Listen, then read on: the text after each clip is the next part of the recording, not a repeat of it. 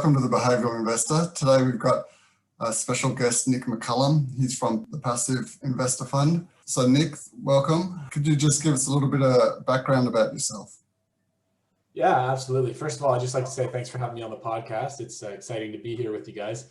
I've worked in professional investment management, I guess, my entire career. So I started out working in fundamental equity research. So I was doing like deep research on individual stocks, trying to figure out sources of competitive advantage and whether companies had good growth prospects and what their management teams were like. So that was, I guess, my first job. And what that kind of taught me was that picking individual stocks can be fun for people, but I think behaviorally, it's like a really hard way to generate long-term wealth. And index investing is kind of a better strategy for people because there's less volatility, there's more diversification, and just less opportunities for you to get scared out of your investments and sell them. So that's was kind of my first job. And then after I was done there, I joined the team here at Passiv. So we make software that's as easy as possible for you to manage your own passive investment portfolio. So the way it works is it connects directly to your brokerage account. It allows you to set a target portfolio. It allows you to rebalance with one click into your target portfolio. And then it sends you email notifications whenever you've drifted away from your target portfolio so that you can log in and rebalance back into it with one click. So that's kind of where I started and what I'm doing today, I guess. So one of the areas that really got us interested in the potential of investing, and in particular that, as you say, that passive style of investing was analysis that we did, which looked at, in a case study, if a person was to invest approximately $35,000 a year and keep that investment going each year, so continuing to pay $35,000 into an index fund and achieve the average returns that indexes have been able to achieve, but also keep that going through multiple generations over a roughly 100-year period, you'd end up with a portfolio worth approximately $1 billion. That would span across multiple generations. It would require a little bit of overlap between each of the generations in their investment, but achieving 1 billion and having that perspective on investment outside of just your own selfish needs was something that interested Will and myself, and essentially generating or building up a dynasty. So that was one of the initial podcast episodes which we explored as an area that we found quite attractive. From your perspective and from the passive tool that you've developed, how do you think that could help contribute to investors that want to achieve long-term growth and long-term investment goals? I think one of the most important parts of investing is trying, to the extent possible, to reduce your investing fees. So a lot of traditional investment vehicles charge, 1 to 2% of assets under management as their fee each year. So what that means for anyone who's unfamiliar is that if you have $100,000 invested in this fund and it charges a 1% fee, you'll pay $1,000 every year to the investment manager so that it can help them cover their expenses for managing the fund. Now, that's a pretty big fee as far as investment management goes. And a fee like 1% or 2% may not sound like a lot on the surface, but if you pay that for your whole investment lifetime, it'll be hundreds of thousands of dollars by the time you're done, because that $1,000 will grow every year as your portfolio grows. So Passiv as a tool is primarily designed to help investors save time and money. We're not really in the business of helping investors generate greater returns. Instead, we try to empower investors so that they can invest in the lowest cost investment vehicles available to them, which would be index ETFs instead of index mutual funds or active mutual funds or anything of the sort. So our tool is designed to help people get invested in low cost index ETFs and just stay invested there for the longest time horizon possible. Okay, so it does map on to, I guess, the point of the podcast. If someone was trying to faithfully carry out what this compounding sheet tells people to do, what you're presenting here could assist people to actually reach that goal.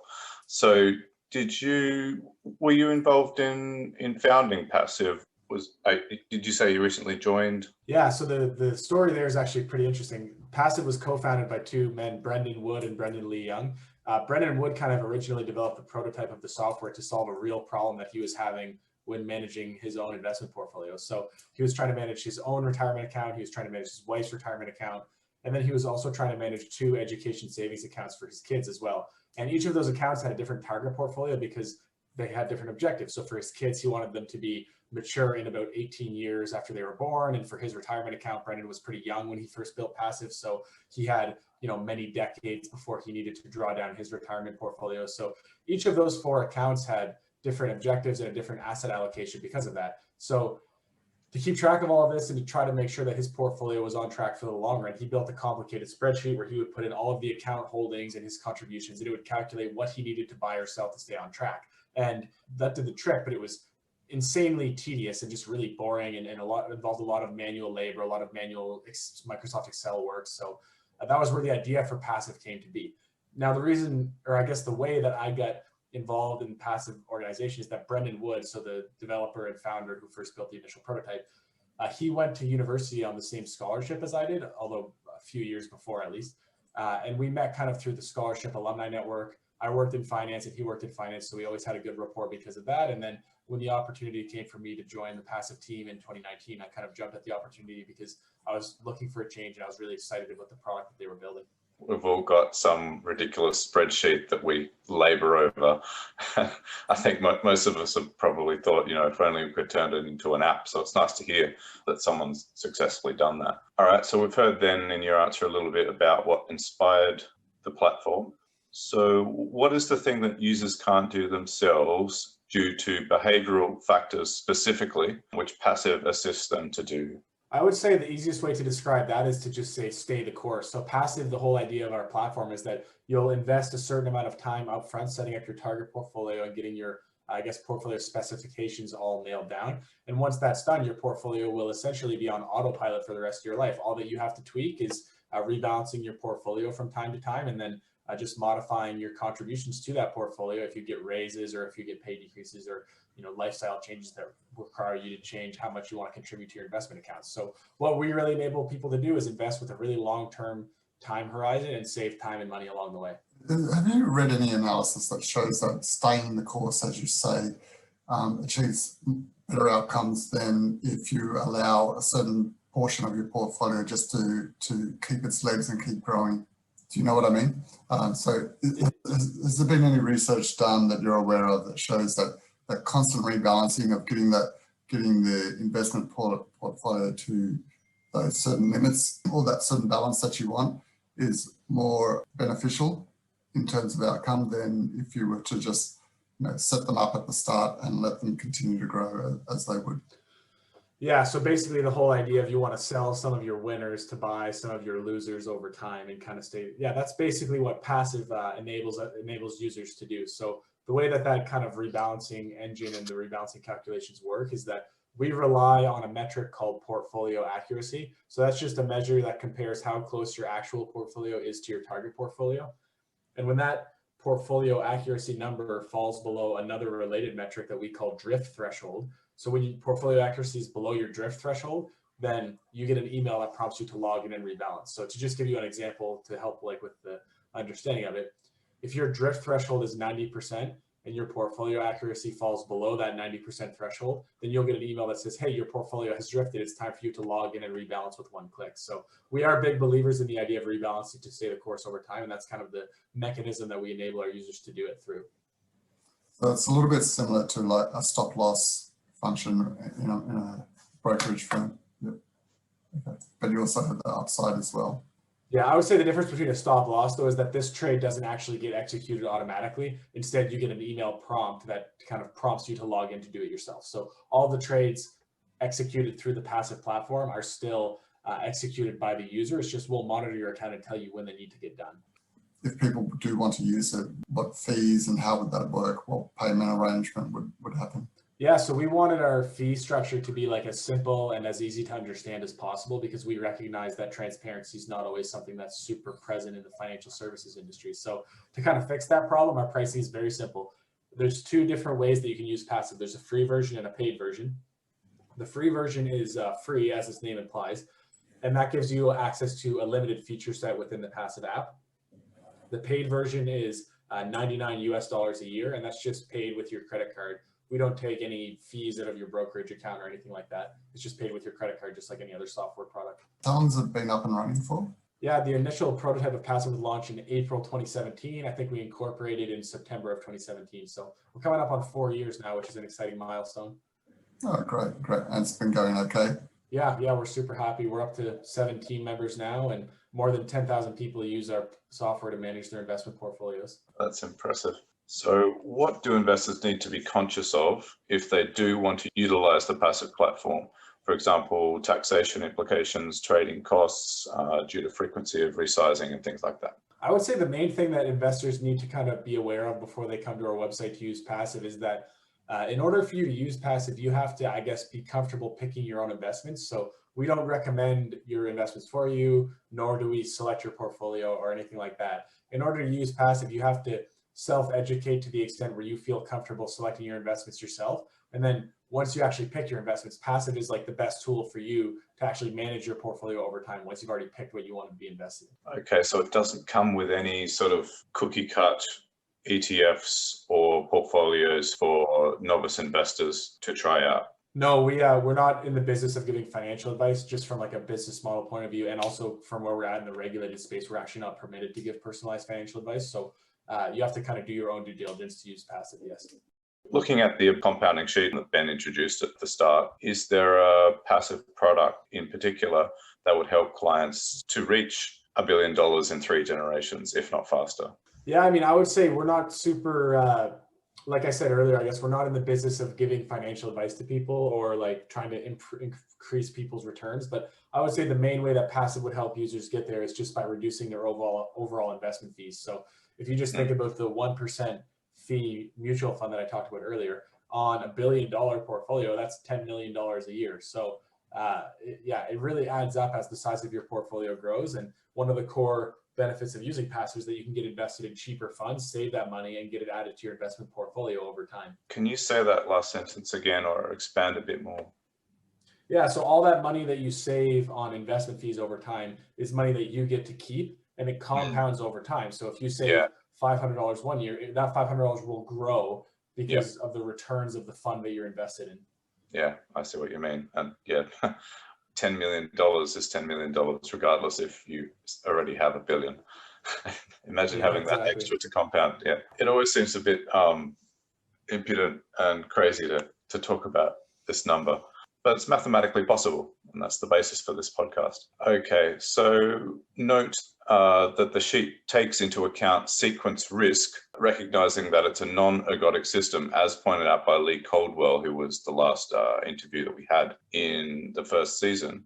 So this produces a massive right skew in total returns. So in Breaking the Market, Matt states that rebalancing more frequently will help investors capture more of the right tail. Is he right about this? And how can Passiv help investors to rebalance as he instructs? Yeah, so for anyone who's like doesn't come from a statistics background, basically the right tail just means like all of the distribution of returns that are really, really positive. So if you think about something that has an average return of 5%, the right tail would be like returns of 50%. It's like statistically possible, but it's really, really rare. So I actually think that rebalancing more frequently will probably actually hinder your ability to capture the right tail, because in order to get to 50%, you have to pass through 10, 20, 30, 40% first. And if you're rebalancing frequently, you'll probably sell that before it actually reaches 50%. Does that make sense? Yeah, I mean, I'm not terribly strong on the statistics, especially to do with finance. I've done a bit of stats for psych. But I think what Matt was trying to get at, I also read, there was an article I read about how a mathematician would invest. I think it was by a fairly well-established ETF provider. Van Eck, they published like basically a blog post about how a mathematician would go about investing. I think the point is with rebalancing that maybe if one of the stocks in your portfolio does really well and it comes to dominate the portfolio, the growth that other smaller ones can have won't be so powerful, because they won't have as much capital on them as the stock that's come to dominate your portfolio. So that's my limited understanding of the importance of rebalancing, to give yourself the ability to capture the growth of all the growth potential of all of the components of your portfolio. I think the other side of the coin is actually equally valuable. So you don't just want to re-enable your smaller holdings to impact your portfolio again, but you also want to prevent yourself from the potential adverse outcome of that large holding falling in value. So it's not just about empowering your potential winners, but it's also about disabling your larger holdings from having an outsized negative impact on your portfolio too. Okay, fair enough. All right. So at least what Passiv gives clients the ability to do, or you're notifying them by email, right, of when a rebalance needs to occur. It's how you're helping them to keep abreast of that. Exactly. Okay, cool. You mentioned the rising importance of ETFs in the investing world.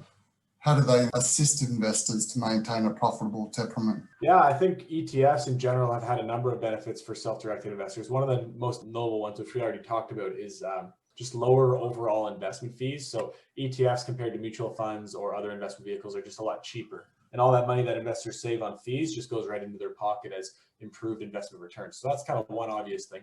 Another thing is that I think ETFs have given investors a broad ability to get exposure to asset classes that they couldn't get exposure to before. So, if you want to invest in a real estate ETF, you can do that. If you want to invest in a cloud computing ETF, you can do that. If you want to invest in a genomics ETF, you can even do that. And all of those kind of novel asset classes, if you wanted to invest in them before ETFs had kind of gained popularity, you would have had to actually go to, the individual securities that are in that ETF. So previously you would have had to own genomic stocks and go and try to find a bunch of genomic stocks to own, or a bunch of cloud computing stocks. So they've given investors access to kind of unprecedented levels of portfolio customization that wasn't possible 20 years ago. So I would say those are the two big things that the rising importance of ETFs have done to change the way individual investors invest today.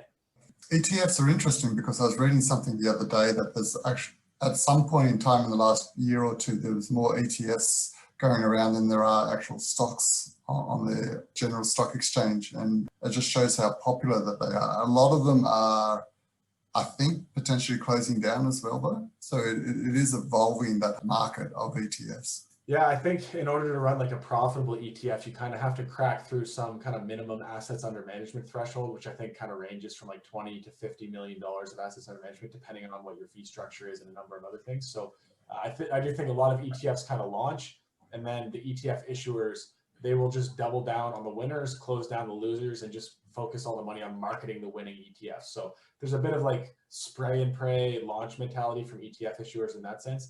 And then I also just think that, there's a lot of ETFs who aren't trying to do anything novel. So we don't really need an incremental S&P 500 ETF. We already have lots of good ones of those. So the new ETFs that kind of do well, I think, are novel in some way.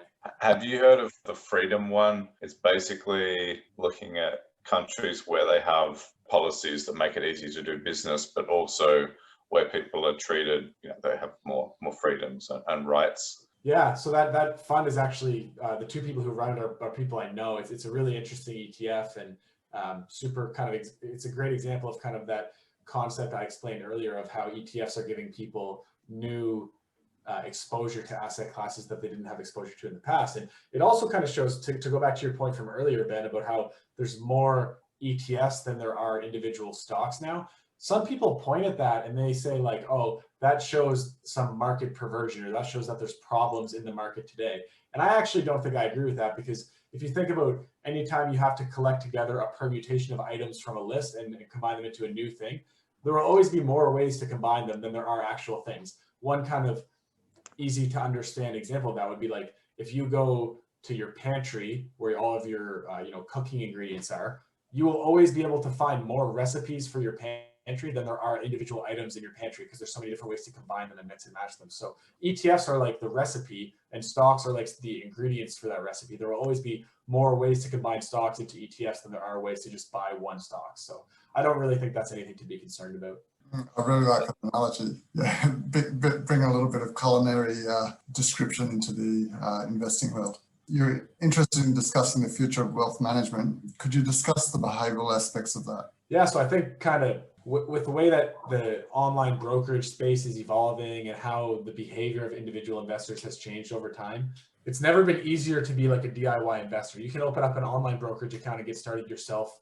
It's cheaper and just easier to get started than ever. Now, with that said, also think there's never been a better time to be a bad DIY investor, because all of a sudden we have unprecedented access to information. We get all of the news headlines right to our cell phones. And with these little computers in our pockets, we can now trade stocks on the fly. So what that means is that people often get scared into making bad decisions in response to news. And I think that's something that all investors should kind of be aware of as they go to manage their own portfolios. I think there's a lot to be said for just deleting your brokerage app off your phone and paying less attention to the news than you think you probably have to.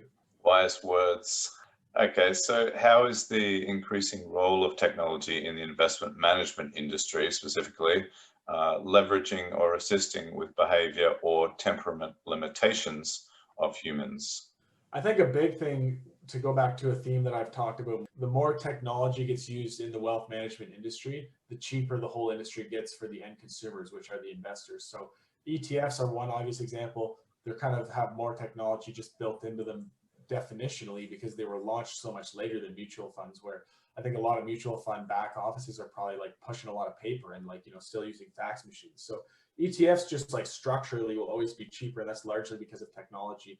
I also think from a portfolio construction point of view, investors now have access to all these tools that they never had access to before that allow them to screen for stocks or ETFs that meet the characteristics that they want to have for their portfolio. So I just think that more technology means cheaper fees and greater customization capabilities for DIY investors. Do you guys think or talk specifically about temperament in the passive office? Yeah, I mean, we talk about it a lot and we think about it a lot. And to the extent possible, we want to build a platform that kind of discourages bad behavior from investors. So it's definitely something that's always front of mind. Yeah, that's kind of what we're trying to do. We're bumbling along here in our podcast, there's all these trading algorithms. There's all of these investing frameworks. Ben and I learnt one from a guy at Stanford, but there's never really much about actual temperament. We're doing our bit here. Okay, so as discussed by O'Shaughnessy Asset Management, value factor drawdowns tend to end when regulators step in to address the excesses of a technological revolution. Are there any excesses in the finance industry of the latest tech revolution which you think might need regulating, and how would Passiv fare if this happened? Yeah, I think from a regulated point of view, Passiv is like pretty well positioned right now because we're operative of Canada, so we fall in the Canadian regulatory, jurisdiction, and we have really strong like one-on-one relationships with the regulators here. So if we're ever unsure about something, we can just go ask them. So that's a perk of kind of building a company in a rural place, is that you get more access to decision makers in government who can help you understand whether what you're doing is right or wrong. So that's really nice. In terms of what needs regulated right now, I think that one thing that's kind of front of mind for investors everywhere is the situation that's going on with GameStop. So for anyone who's listening that's unfamiliar with this, is GameStop was like one of the most heavily shorted stocks in the stock market. A bunch of investors on a Reddit forum called Wall Street Bets decided to all buy the stock at the same time to drive its price up and try to drive a short squeeze, so that, I guess, to the detriment of the short sellers. So it worked. I think the stock went from something like $2 or $4 or something up past $400, and a bunch of short hedge funds kind of went bankrupt because of this. And there's been all kinds of broad repercussions across the market. So investors are kind of torn between this because a lot of brokerages restricted trading on GameStop to try to prevent this kind of market manipulation. So on the one hand, people don't like that because they want the freedom to trade what they like. But on the other hand, I think that if they were the victims of this kind of activities, then they would be very glad that the regulators and the brokerages kind of stepped in to prevent this behavior. So that's kind of one thing that I've been thinking about lately. I'm not sure what the best solution is. There's better, more knowledgeable people out there to make those decisions than I am, but it's definitely something that's been kind of front of mind for me, and it's an interesting thought exercise. Yeah, well, I think we've had a few examples in society in pretty short succession of excesses driven by the information age, if you like, and sort of the tools that the information age has given us. For example, what happened on Capitol Hill around the US election basically resulted in inquiries by US politicians about the effect of social media on politics. It looks like what's happening with GameStop is going to result in more regulatory attention. So yeah, I can definitely see that happening. It's still kind of up in the air, but it's front of mind for me, like I said. Next question relates to index funds, and we all know that index funds are becoming more and more popular. They're becoming more of a larger player in the market. I think in some markets, some areas, index funds represent up to around about 50% of the actual total market cap for an index. How do you see that evolving, and what are also the potential implications if index funds do become more and more, or if passive investing becomes more and more of a role in the market than active investing? How could that ultimately play out, do you think? Yeah, this is something that people talk about a lot because, passive investing has gained popularity in the last 15 to 20 years in insane magnitudes. So the argument here is basically that active investors kind of provide the service of price discovery for the stock market. So they're the people that bid stocks up and down and kind of ultimately decide what price they trade at. Passive investors follow the lead of active investors, and if the price goes up, they'll buy more of it, and if the price goes down, they'll sell it. So the argument here is that too much passive investing will cause price swings in the stock market to become more dramatic because they just follow if it goes up or down, and they kind of plow into that trade and make the price movements even more severe. So that's kind of the fear. In terms of where we're at and where we're going, that's really hard to say. I will say we will never get to 100% passive investing because we will always need price discovery in the market. I will also say that I don't really think there's a ton of evidence that markets are more volatile with rising passive investors so far. So it's kind of unsure, but those are the schools of thought in terms of what people are worried about when it comes to the rising share of passive investing in the markets today. I think it's interesting because if you do become an active investor, there are opportunities in that situation where you could potentially just invest for dividends. So if a small stock is not getting its allocation because it is small from the index funds, but its dividends are outsized, simply dividends to price ratio, then there's an opportunity there to be a dividend investor at its most basic. Yeah, I mean, whether prices go up or down in a healthy economy, dividends stay the same. So you're right. Carrying on with the idea of active investing, what's an investment that you recently made or decided not to make, and why? Does it have to specifically be an active investment? It can be anything. Yeah, so I'll just tell you, I guess my investment philosophy is kind of like 90% ETFs, 10% stocks. And I'll probably, I guess, talk a little bit about some stocks just because I think that's more interesting for the audience. But just, broadly speaking, philosophically and empirically based on evidence, most people are better off buying ETFs, which is why I'm 90% in ETFs. The 10% that's in stocks is mostly just so that I can kind of scratch that itch for myself without blowing up my whole portfolio. So it's kind of like what they call a core and explore portfolio mentality. So the stocks that I do own are all kind of biased towards my exposure to the technology industry, just like vocationally. So I'm a software developer. I work for a software company. Software is kind of my life, and it's what I understand the best. It's where I have the best knowledge of industry trends and the best understanding of which players are likely to do well. So I own quite a few software stocks. My two biggest individual stock holdings, and I say biggest, they're still small components of my overall portfolio, but I think Microsoft and Facebook both have pretty solid business models. Their valuations are reasonable, and two things that I guess I recently added to. But full disclaimer, this is not investment advice of any sort. This is just kind of what I'm doing, and you're probably better off to just go fully indexed. Sure. When you said that you are mainly focused on ETFs, that requires its own due diligence as well, though. So do you do a fair bit of research into the ETF and also what it's got in its portfolio, not specifically at the stock level, but if it's an industry style ETF, I guess you're doing a bit of due diligence. Yeah, so my ETF portfolio is largely, like you said, based on industries and based on economic views that I have. So I have basically, aside from like my core, just complete diversified ETF holdings, which would be like, an S&P 500 ETF, for example. Aside from those, my sector ETFs or my like thematic ETFs are kind of centered around two core themes. One of them was like growth in emerging markets. So I have a broad emerging markets ETF that I own. And I believe I also have a China specific emerging markets ETF that I own. I think that if you just look at where technology is in developed markets versus where technology is in emerging markets, there's got to be faster GDP growth there, and that's got to trickle down to the kind of growth of the companies within that economy. So that's kind of one big belief I have. And then another big belief, like I said, when it came to individual stocks, is just the increasing growth of technology businesses and the rising importance of technology in the world today. So one ETF I have is just like a a broad, diversified technology, like global technology ETF. Right. Will, did you have any other questions? Basically, ever since we started this podcast, and I think maybe also because my first degree was psychology, I've been thinking about making an app or how we can use technology, even a website, something to help people maintain or gain and maintain the right temperament as investors. Has there been any discussion amongst you guys at Passiv about an app specifically designed to help people with temperament? The closest thing that we've done to focusing specifically on temperament is our goals feature. So the way our goals feature works is that you set an investment goal for your portfolio, and then Passiv tells you what you need to do behaviorally to meet that goal. So I'll just like provide an example because I think it's easier to understand.